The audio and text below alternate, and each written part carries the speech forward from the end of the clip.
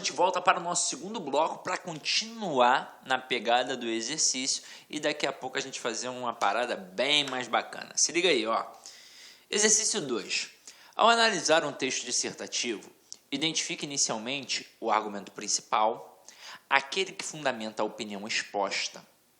Em seguida, identifique as consequências concorrentes do que está sendo afirmado e, por fim, a conclusão, que é a reafirmação do argumento principal. Então, era, na verdade, um desmembramento daquilo que tem no texto. Então, vamos lá, olha o texto. O mistério. O que podemos experimentar de mais belo é o mistério. Ele é a fonte de toda a arte e ciência verdadeira. Aquele que for alheio a essa emoção, aquele que não se detém a admirar as colinas, sentindo-se cheio de surpresa, esse já está, por assim dizer, morto e tem os olhos extintos. O que fez nascer a religião foi essa vivência do mistério.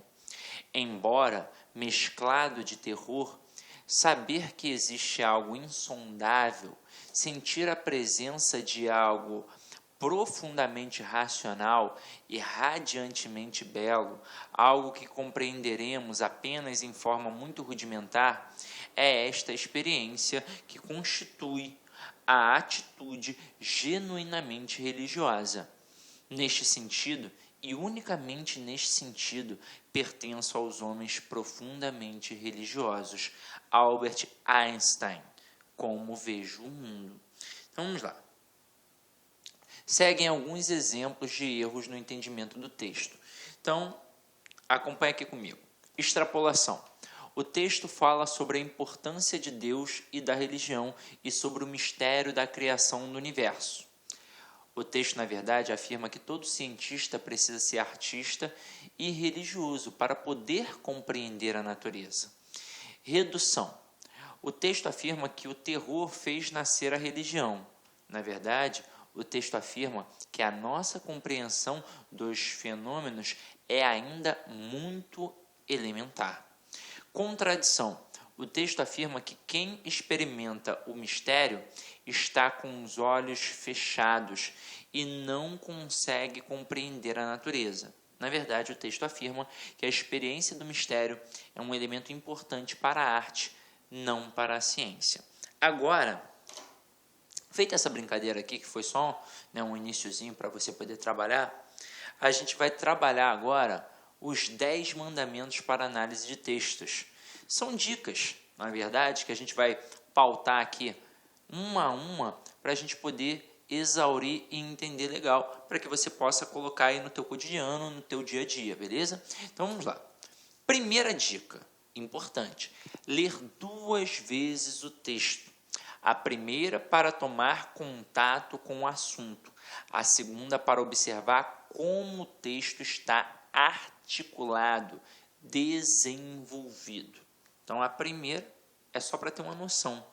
Na hora que você faz a segunda leitura, você vai percebendo uma ligação entre as frases, um conectivo que liga um parágrafo ao outro. Você vai percebendo principalmente os processos de coesão referencial, que são para evitar a repetição de outras palavras dentro do texto, ou seja, um elemento se ligando a um outro dentro do texto, às vezes até fora, a gente já sabe isso. Agora, também tem a coesão sequencial, que são as sequências das ideias empregadas dentro do texto, normalmente feita por preposição e por conjunção, principalmente pela conjunção, ok? Agora, 2. Observar que um parágrafo, em relação ao outro, pode indicar uma continuação, ou uma conclusão, ou ainda uma falsa oposição. Na verdade, aqui, mais uma vez, você vai continuar se ligando na questão da coesão sequencial, só que agora em relação aos parágrafos, para você saber se ali é uma mera progressão, é uma continuação, ou se ali tem uma conclusão, se ali tem uma oposição, se ali tem uma relação de causa e consequência. Você tem que prestar atenção em tudo isso. E aí a dica que eu te dou, principal, é grave as conjunções. coma com feijão e farofa. Grave as conjunções, tá? Agora vamos para a terceira. Sublinhar em cada parágrafo a ideia mais importante, ou seja, o tópico frasal. A gente viu aqui, na relação do argumento, ou então você vai ver isso no módulo de redação, que a gente fala da introdução, do desenvolvimento e da conclusão de um texto. Mas dentro dos parágrafos é possível também existir tudo isso. A introdução, o desenvolvimento e a conclusão. Normalmente, para nossa sorte, lá no iniciozinho do parágrafo já tem a ideia central. Pode ser que não esteja ali, beleza, bacana. Pode ser que esteja no meio, pode ser que esteja lá no final, pode ser que o camarada tenha feito uma brincadeira, uma sacanagem ali no meio. Mas normalmente é no iniciozinho. Então a ideia central, principal, está logo no início. E aí você ali já mata, que é o quê? Que é o teu tópico frasal. E aí o resto daquele parágrafo vai ser o quê? Vai ser apenas o desenvolvimento e a conclusão diante daquela ideia que é a tua ideia principal. Agora, ó, quarta dica, né? Quarto mandamento. Ler com muito cuidado os enunciados das questões para entender direito a intenção do que foi pedido. E aí o 5, ele complementa o 4. Sublinhar palavras como erro, incorreto, correto, etc. E por aí vai, né? Para não se confundir no momento de responder a questão. Quando você faz um cursinho preparatório, ou então quando está na escola, é muito comum o professor, didaticamente, para chamar a sua atenção, destacar essas palavras. Então ele coloca numa fonte diferente, ele coloca sublinhado, ele coloca em letra maiúscula, ele coloca em negrito, alguma coisa ele vai fazer para chamar a sua atenção. Agora, na prova do concurso público, o camarada quer te derrubar, ele quer mais é que você se estrepe, então ele não vai destacar. Você é que tem que ficar ligado para ver se o camarada pediu o que está errado, para ver se ele pediu o que está certo, e por aí vai. Então apareceu erro, sublinha, apareceu incorreto, sublinha, apareceu correto, sublinha, apareceu adequado, sublinha, apareceu inadequado, sublinha. Presta atenção, o camarada está pedindo aquilo que é certo ou está pedindo aquilo que é errado? Então preste sempre bastante atenção nisso, ok? Então vamos lá. Sexto mandamento. Escrever ao lado de cada parágrafo ou de cada estrofe a ideia mais importante contida neles. Agora, Sidney, eu preciso fazer isso na hora da prova? Se você fizer isso normalmente, toda vez que estiver estudando, na hora da prova, vai sair com toda tranquilidade, vai ser algo simples, vai ser algo natural. Agora, se você não fizer isso durante o seu período de estudo e aí tentar fazer na hora da prova, pode ser que você enfie os pés pelas mãos. Então tem que ser uma prática rotineira. Rotina. Estudo para concurso público se define em rotina. Quanto mais eu estudo, mais eu aprendo, mais eu me aperfeiçoo. É assim que funciona, beleza? Agora, sétimo aqui. Não levar em consideração o que o autor quis dizer, mas sim o que ele disse, o que está escrito ali de fato. Ah, mas será que ele não quis falar isso? Não sei. O que está escrito? Beleza? Agora, é óbvio que você tem que ter a esperteza de saber que podem ter implícitos ali. Agora, a gente trabalha com o que está escrito primeiro, para depois entender as pegadinhas. Agora aqui 8.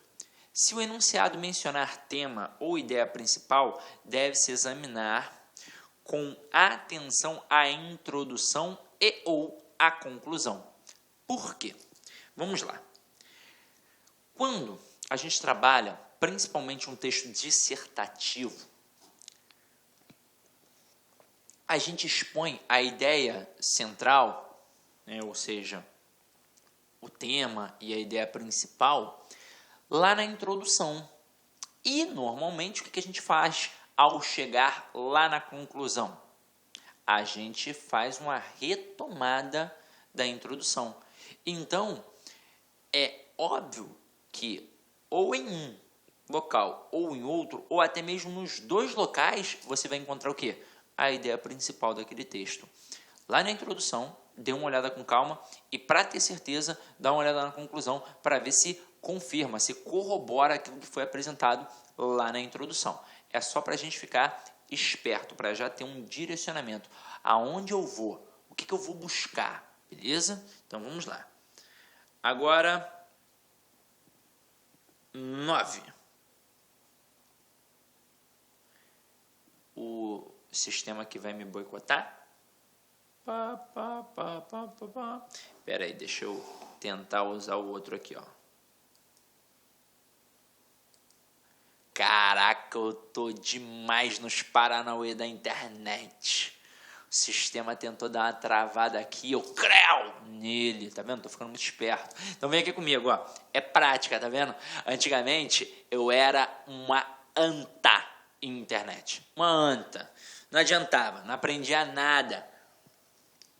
Eu também não tinha interesse. Essa é a verdade.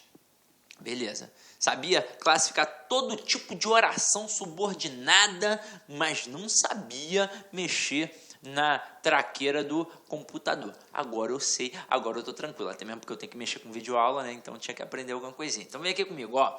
Ponto 9. Se o enunciado mencionar a argumentação, deve preocupar-se com o desenvolvimento. Então olha só, que duas dicas importantes. Se o camarada pede a ideia principal, pede o tema, ou seja, ele está trabalhando um tópico frasal.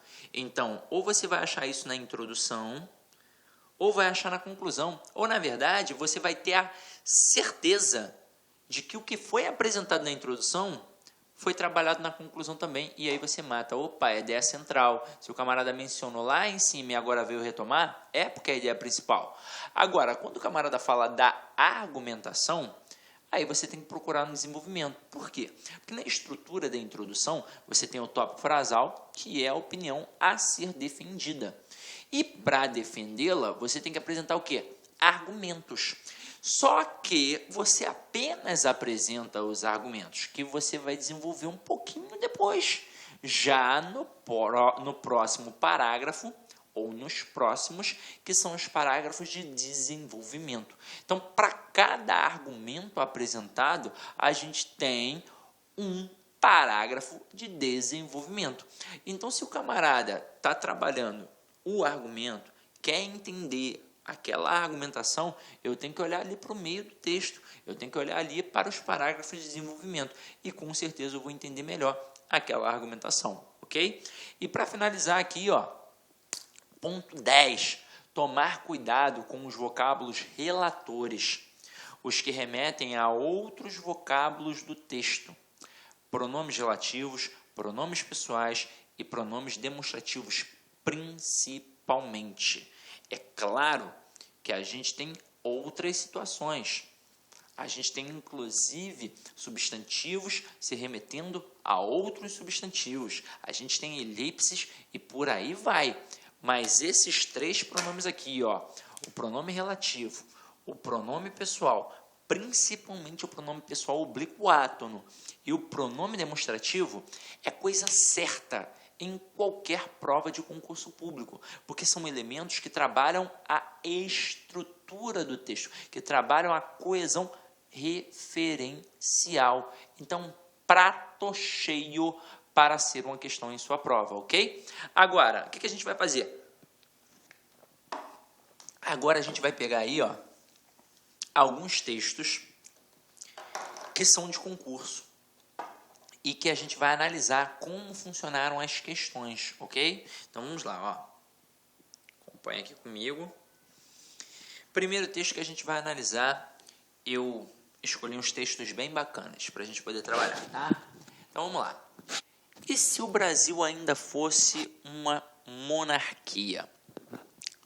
Dom Luís de Orleans e Bragança estrelaria os desfiles de 7 de setembro, data que teria muito mais pompa, já que não haveria o 15 de novembro para rivalizar como o dia mais importante da nação.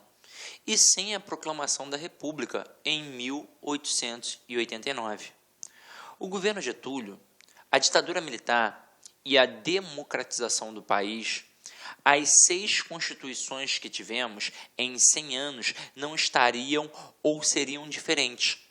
Nosso rei de hoje, então, seguraria as rédeas do governo com o poder moderador, herança da Constituição de 1824, que o coloca acima dos 3 poderes. Se um partido fosse contra o que o rei queria, ele colocava a oposição no lugar, diz Eduardo Alonso, professor de História da Unesp.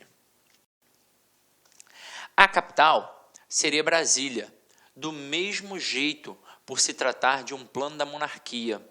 Em 1823, o patriarca da independência José Bonifácio de Andrade Silva apresentou o projeto de levar a capital ao centro-oeste, distante de ataques de corsários no litoral, e seria essa região que o governo teria seu maior apoio. Os produtores de soja e outros grãos seriam a base da política imperial, assim como os cafeicultores foram no século XIX.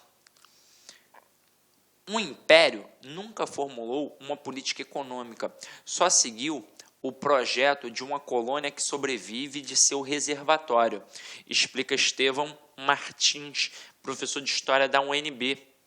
Assim, agricultura, mineração e petróleo seriam ainda mais importantes para a economia do que são hoje. Nos anos 60, para combater a ameaça comunista dos movimentos da época, o imperador Dom Pedro Henrique diminuiria o poder do parlamento. Nessa ditadura, a MPB faria barulho com letras cheias de metáforas contra o império, driblando a censura. Essa não seria a única ameaça, já que houve um racha na linhagem real em 1908. Quando Dom Pedro de Alcântara renunciou ao direito dinástico ao se casar com uma reles condessa, e não uma princesa, passando a coroa ao irmão Luís Maria.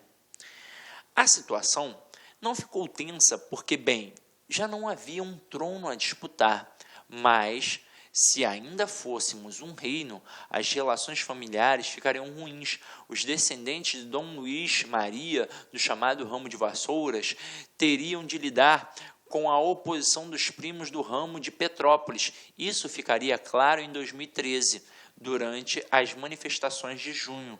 Dom Luís, neto de Luís Maria, recomendou a seus seguidores que não fossem às ruas, temendo envolvimento em atos de anarquismo.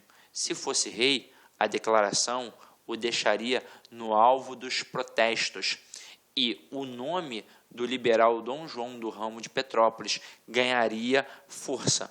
Empresário, fotógrafo e surfista, ele defende as monarquias parlamentaristas e representaria um sopro de mudança, pelo menos até que a República fosse declarada. E aí, gente, eu não sei se vocês perceberam, já devem ter percebido, é uma brincadeira, né, um texto que fala de uma situação hoje igualzinha, como, a verdade, de um passado, igualzinho como se fosse hoje. Então, é uma alusão, é uma brincadeira temporal aqui, que, está muito claro, porque a gente vai percebendo o comando das questões, tá? Espera aqui. Primeira questão. Em relação ao universo construído no texto, é correto afirmar que se trata de um universo. E aí, vamos lá. Aqui é super tranquilo, porque ele bota factual, evidente, hipotético e supersticioso. Factual é aquilo que é fato. Essa alusão foi uma brincadeira. Olá, meus amigos, minhas amigas, sou o professor Luiz Antônio Carvalho, estou aqui para pedir licença para vocês que estão assistindo esse nosso vídeo no YouTube. Esse vídeo no YouTube nós temos aí uma intenção de promover o nosso trabalho, o trabalho aqui da Lá Concursos, e estou aqui para fazer um convite muito especial para você. Você que quer assistir o final desse curso, dessa videoaula, quer fazer o nosso curso online, você quer, aliás, não quer fazer não, você quer estudar estudar, você quer ficar competitivo para um concurso dessa magnitude aí, um concurso bastante concorrido, nós aqui da Lá Concurso, preste atenção, isso não é desculpa para ninguém. Nós fizemos um curso, né? 2-1, né? O que é o curso 2-1? 2 cargos e um curso, né? Então, nosso curso 2-1 para o Detran de São Paulo, que atende ponto a ponto do agente e ponto a ponto para o cargo de oficial estadual de trânsito, por apenas 10 parcelas de R$20, é isso mesmo, R$200, você vai assistir o restante dessa videoaula e mais o nosso curso completaço e tudo que tem um site de metodologia. Isso realmente é muito importante para nós. Tudo bem, pessoal? Então, eu estou fazendo esse convite. Quer se matricular? Tem um link aqui embaixo para você se matricular. Isso vai direto lá para o nosso site. Pode ter certeza que isso é confiável. Quer tirar alguma dúvida? Tem um link aqui do nosso WhatsApp que vai lá para a nossa central de atendimento. Bacana, meus amigos? Então, espero vocês aí da LAC Concursos, o pessoal do YouTube. Venha estudar conosco. Um forte abraço, fique com Deus. Tchau, tchau.